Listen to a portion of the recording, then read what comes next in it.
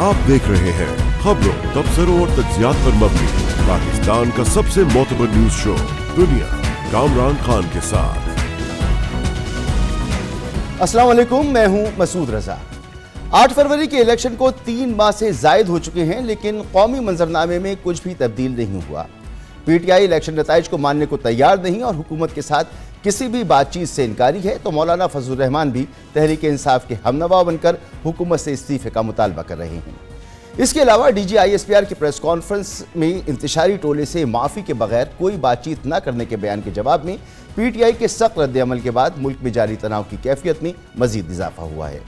इसी तरह जजेस के खत में एजेंसियों की मदाखलत के इल्ज़ामात पर आइनी इदारों में तल्खियाँ बढ़ गई हैं और मुल्क में बढ़ते अदम इस्तेहकाम की निशानदेही करते हुए खुद IMF ने अपने हालिया बयान में कहा है कि पाकिस्तान में सियासी बेयकीनी की कैफियत बरकरार है, जबकि अमन व अमान के हवाले से भी मुल्क को तशवीशनाक सूरत हाल का सामना है।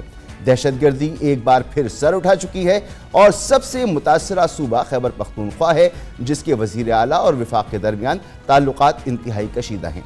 इस पूरे मंजरनामे में इदारों के दरमियान तल्ख सूरत हाल सबसे ज़्यादा तशवीश का पहलू है। 3 हफ्ते कबल इस्लामाबाद हाई कोर्ट के जजेस की जानिब से एक खत में अदालती मामलात में खुफिया एजेंसियों की मुबैना मदाखलत और दबाव के इल्ज़ाम सामने आए थे, जिसके बाद 48 घंटों के अंदर वज़ीर आज़म शहबाज शरीफ और जस्टिस काजी फाइज ईसा के दरमियान मुलाकात में इस मामले पर जुडिशल कमीशन के क़याम पर इत्तेफाक हुआ था और ये उम्मीद हो चली थी कि यह मामला जल्द हल हो जाएगा। ताहम 1 अप्रैल को सद्दुक़ जिलानी साहब ने कमीशन की सरबराही से माजरत कर ली थी। इस तरह से ये मामला हल नहीं हो सका और इसी दौरान खत लिखने वाले जजेस के खिलाफ सोशल मीडिया पर मनफी मुहिम चल पड़ी, जिसके खिलाफ इस्लामाबाद हाई कोर्ट ने तौहीन अदालत की कार्रवाई शुरू कर दी।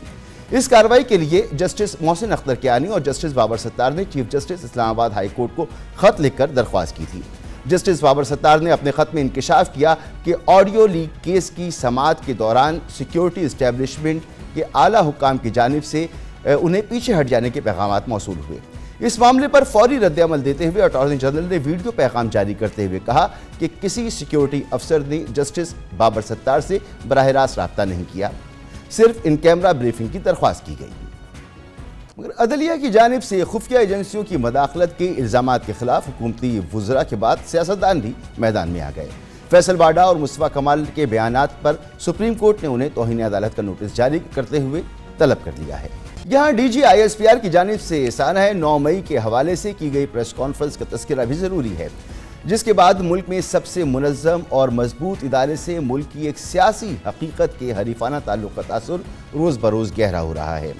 DGISPR ने वाज़े अल्फाज में कहा था कि सानह 9 मई में मुलव्विस सियासी इंतशारी टोले से माफ़ी मांगने तक कोई बात नहीं हो सकती। तर्जुमान पाक फौज की प्रेस कॉन्फ्रेंस के बाद तहरीक इंसाफ की जानिब से भी सख्त रद्द-ए-अमल सामने आया। बानी PTI इमरान खान ने जवाबी बयान में माफ़ी मांगने के बजाय माफ़ी का मुतालबा करते हुए कहा कि हम तो खुद मज़लूम हैं, गैर कानूनी गिरफ्तारी पर मुझसे माफ़ी मांगी जानी चाहिए। 9 मई के हवाले से ही कौमी असम्बली में PTI के रहनुमा और कायदे हिज़्ब इख्तिलाफ उमर अयूब ने कौमी असम्बली में पार्टी मौक़िफ़ बयान किया, तो वज़ीर दिफ़ा ख्वाजा आसिफ और चेयरमैन पीपल्स पार्टी बिलावल भुट्टो ज़रदारी का सख्त रद्द-ए-अमल देखने को मिला। इलेक्शन के 2.5 माह बाद भी हुकूमत और PTI के दरमियान ताल्लुकात बहरान का शिकार हैं। PTI इलेक्शन के नताइज तस्लीम न करते हुए सुप्रीम कोर्ट समेत मुख्तलिफ फोरम्स पर चैलेंज कर चुकी है। PTI का मौक़िफ़ है कि मौजूदा हुकूमत हमारे चोरी शुदा मैंडेट से कायम हुई है, लिहाजा हुकूमत में शामिल मुस्लिम लीग नून, पीपल्स पार्टी और MQM से कोई बातचीत नहीं करेंगे।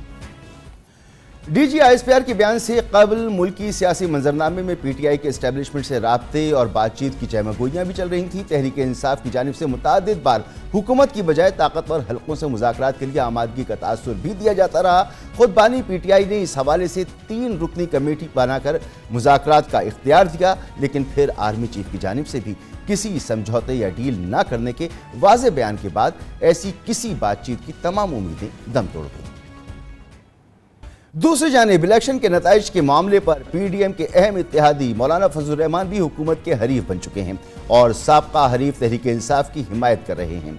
2 रोज़ कबल मौलाना फजलुर रहमान कह चुके हैं कि ये असम्बली इंतहाई कमज़ोर है, हमारा मुतालबा है कि हुकूमत मुस्ताफ़ी हो और नए सिरे से इलेक्शन कराए जाएं। हुकूमत के लिए एक और मुश्किल खैबर पख्तूनख्वा हुकूमत से तसादुम की कैफियत भी है। वज़ीर आला KP अली अमीन गंडापुर ने ओहदा संभालने के बाद से ही सूबे के वसाइल और फंड्स के मामले पर विफाक से जारहाना रवैया अख्तियार कर रखा है और नए गवर्नर की तैनाती के बाद इसमें मज़ीद शिद्दत आ गई है।